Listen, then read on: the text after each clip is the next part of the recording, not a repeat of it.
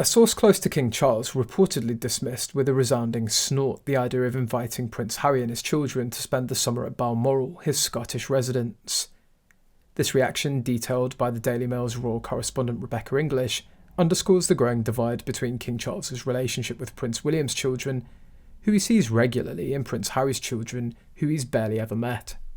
This revelation comes on the heels of a recent report by the UK tabloid The Mirror, which claimed that King Charles expressed a desire to spend more time with his Sussex grandchildren in person. According to The Mirror, a source close to the King stated, the King is absolutely committed to being present in all of his grandchildren's lives. He values family above everything, and whatever the course of his relationship with his son, he'd never be content with just seeing his grandchildren on the odd video call.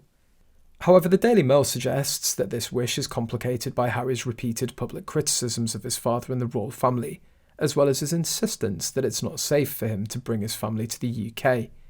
A Mail report mentioned that when well-placed source was asked whether Harry could bring his children to see the King at Balmoral as a compromise, the idea was met with a dismissive snort. Omid Scobie, in his book Endgame, recounts an incident where Harry, upon being told to vacate Frogmore Cottage, responded, "Don't you want to see your grandchildren again?" Scobie described the eviction as a cheap shot from a wounded father bound by an institutional system that's often intolerant of human emotion. King Charles has seen his grandson Archie only a few times and hasn't met his granddaughter Lilibet, who was born in the United States. He reportedly declined an invitation to Lilibet's christening in California.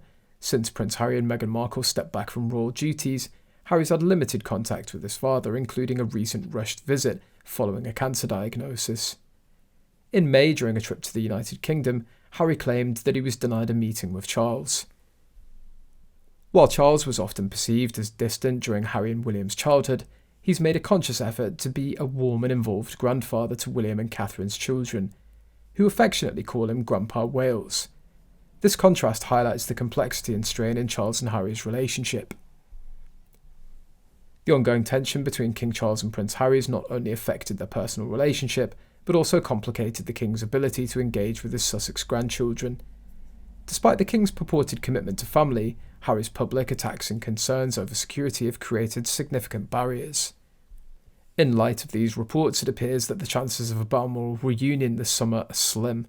The King's focus remains on maintaining a close bond with William's children, while navigating the challenging dynamics with Harry and his family.